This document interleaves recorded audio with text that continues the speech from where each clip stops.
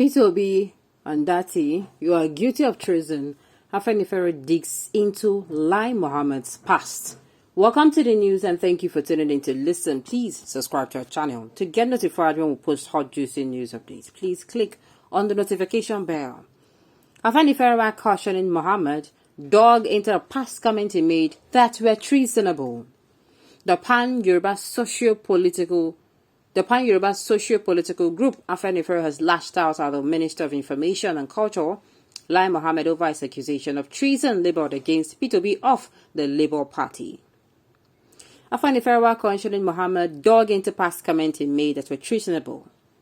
Mohammed had recently accused the presidential and vice presidential candidate of the Labour Party in the just concluded election, P2B, and his running mate, Yusuf Dati Baban, of treason for rubbishing the outcome of the 2023 general elections.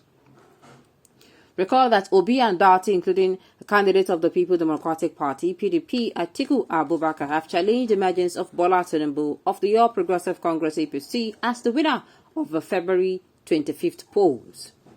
The candidate of the Labour Party particularly disagreed with the swearing-in of Tinubu as Nigeria's next president, which is scheduled to hold on May 29, 2023.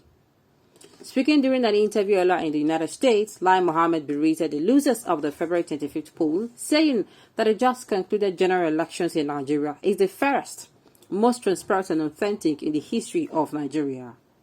He also described comments of members of the opposition as treason.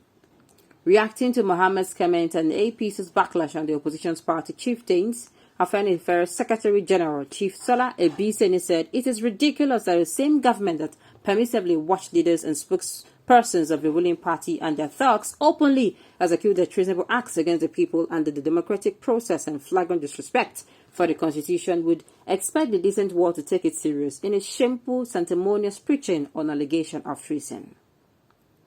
In sum, it is clear that the burden of democracy, where Nigerians, particularly the youth, have insisted that things will now be done differently and rightly, is still waiting for this government and its agents.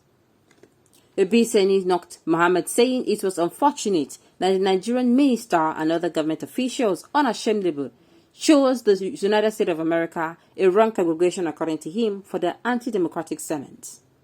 He also lambasted the federal government for tainting facts about the credibility of the 2023 presidential election and treason allegation.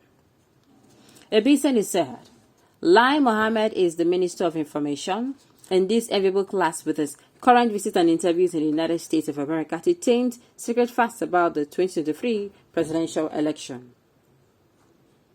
Whereas the chairman of the Independent National Electoral Commission, in the glare of a whole world, had admitted the failures of the statutory prescribed component of the electoral process. Lai Mohammed falsely stated that the just concluded general elections in Nigeria is the fairest, most transparent and authentic in the history of Nigeria before an audience that knows the truth to the contrary and have so expressed in their editorials. Ebiseni said it is certainly not true, as Mohammed claimed that under our laws today, management of election results is manual. The reading of the court that INEC has the exclusive right to determine the mode of election, its collation and transmission only compels the Commission to act in tandem with its electoral guidelines to that effect. The essence of the amending of our election laws resulting in the Electoral Act 2022 is the surgical removal of the mischief of managing our electoral process by the parsimonious manual procedures. In a clear case of abuse of office, Lai Mohammed, trying to desperately to distance himself back to the mind of his party candidates, having taken a serious course during the primaries, have mindlessly descended to the abyss of falsehood reminiscent of his modus operandi as party spokesman, with which he was edgiously smeared the office of the nation's Minister of Information. According to the Afenifere scribe, the Minister of Information lied when he claimed that the president assured that nobody used the security agencies to rig the election in his favor, but created the level playing ground for the election. Ebiseni maintained that security agencies in many states had not only worked for the ruling party government, and the security arms watched in acquaintance as leaders of armed thugs boastfully threatened citizens with mayhem, which they freely carried out as if it were a state of nature. He said, rather than tout the loss of the home state of some of his party leaders to the opposition as proof of their fair election, Lai Mohammed should have been courageous to ascribe that the feat of the vigilance of the people and why they incurred the wrath of organized and armed hired thugs in the elections. One wondered that what is left for the court to decide after the crude analysis by Lai Mohammed by the performance of the candidates, the figures of which he effortlessly and shamelessly bastardized. He ruled that Obi and Atiku failed to meet the constitutional requirement to be declared president. He crudely handed down judgment on the status of the FCT and lied against the constitution when he said not only must the candidates have the plurality of votes, he must also have the second one-quarter of votes cast in at least 25 states. He cheekily awarded figures to the candidates with 8.7 million and one-quarter in 29 states to APC, 6.9 million and 21 states to PDP, and 5.8 million and 50 states to the Labour Party, which is contrary to the results declared by the INEC and even being hotly contested in court. Lai Mohammed's disrespect for the courts with those facts having submitted for fair and independent adjudication is beyond their realm of contact. It is treasonable because of his high office subjecting the court to undue pressure of the opinions of the reasonable man, to whom separation of powers and independence of the judiciary have no meaning, having watched this government treat the judiciary, its judgment, and the elders with unmitigated disdain. Digging into the past, the AS0N said Mohammed's past comment is a clear case study of treasonable comment. He said, talking about treasonable comments, Lai Mohammed may need to rewind his own past statements, particularly the interview he granted Sani Toko of Premium Times on the April 27, 2013, wherein he said Nigeria will fail in Nigeria unless APC win in 2015. His principal did not fare better. So if any fair they come outside the talk, say this one he be as he gets. He be as he gets.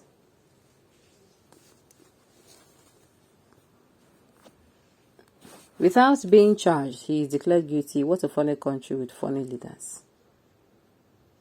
APC followers, you can now see that you have an ally. It is like solving an equation in maths. Everyone solving the same equation and immediately answer show up, meaning APC bigots plus FFK plus FK plus Bola Ahmed Tinubu equals to Lai Mohammed. The equation solved, my people. Why are people like this? I pray may this guy continue this nonsense and don't give you to be his mandate. You will force yourself to let BFL go. One Nigeria. My foot. Our Hanezebo leaders will be there talking rubbish. Alright. Kenyamo, FFK, El-Rufai and Lai Mohammed, may the Almighty take away these cancer worms from our Nigerian political space. Lai Mohammed is a disgrace nationally and internationally. Whatever he likes, lies he lies, or they like them fabricate that their facts are there to counter them in court. All we are waiting is the court to deliver a sound judgment and give us our candidates. That is all we want. Alright, on this note, we've come to the end of the news. So thank you for tuning in to listen. Until I come your way next time, enjoy the rest of your day.